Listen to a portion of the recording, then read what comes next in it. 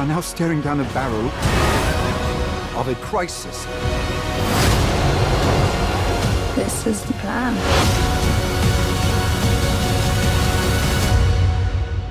We're not turning around now.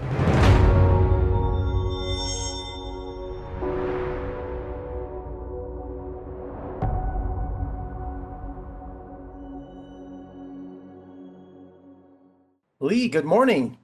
Hey, morning. How's it going? It's going great. Thank you for talking to me today about this amazing series, Foundation. I'm so impressed. What an undertaking. It's really a marvel of television. It really is. Oh, wow. It really makes me happy to hear you say that. We've been in our little bubble making it for quite some time now. So it is thrilling to be able to share it with people and this morning hear everyone's response. So it means a lot to me to hear that. So, Well, how your many character. episodes?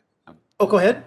I was going to say, how much have you seen? I'm curious to know. I've seen 4 episodes. Cool. I've I'm seen just four. wondering where in the story you are because on our show, like, stuff happens fast and big things happen kind of constantly. So I have to kind of think about where you are because I don't want to spoil anything for Well, you. I'm trying to, trust me, every episode I have to rethink how I watch television because Yeah. it's very involved. And your character, Brother Day, has enormous legacy and responsibility, and his way of life is radically challenged by, would you call it, a galactic terrorist attack?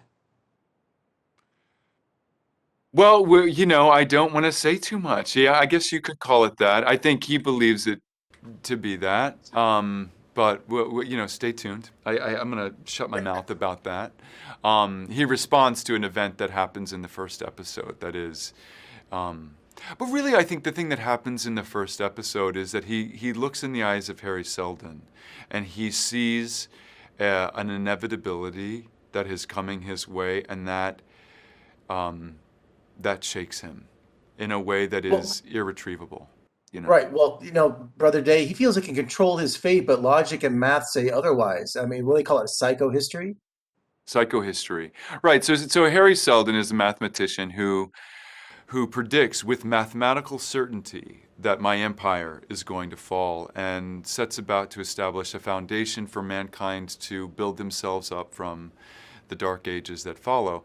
Isaac Asimov was looking at the Roman Empire around the Mediterranean and the fall that it experienced, the dark ages that followed, and he expands that to encompass the whole Milky Way galaxy.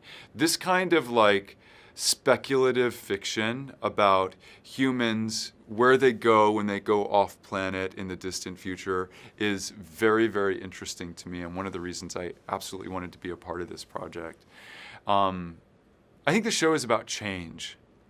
I think at its heart, it's a show about the inevitability of change. That's the one thing you can bet on, is that things change. The characters I play, because I wouldn't say that I play a character. I think I play a role that many men fulfill, in this kind of line of clones, right? They believe they're the same man, but they're not. They're fulfilling a role. They're fulfilling the same role. The role is the emperor of the galaxy, someone who has control over trillions of lives, you know, thousands of planets. He's But he shares his throne with the future and the past, correct? correct. Yeah. Yeah, which is a unique There's all, situation. yeah, and I always think about, when I think about him, there's that outward face of empire that is calm, stoic, and, competently managing all of these different priorities. And inside, it's a very specific little family where I think that, my character is looking up at the previous emperor and thinking, I'm going to do this better than you. I'm going to distinguish myself in this line of clones. And he's also looking at the future emperor and, showing him the blocking, teaching him the lines, showing him how to fulfill this role that he will inherit. And the message is, do this exactly like me, be me. It's about inherited power, right? And although this is, we've taken it off Earth and we're putting it in, the some unknown star in the night sky, Trantor. It's about us. It's about us on Earth right now. And, taking humans away from the triggers that upset us on this planet and abstracting them in such a way that we can investigate this idea of power, of math, of change, of survival. Well, And only sci-fi can do that, Lee. Sci-fi does it best, describing I our agree. current condition. So, what an ambitious and an amazing series. I appreciate your time today, and please respect and enjoy the piece. Respect and enjoy the piece.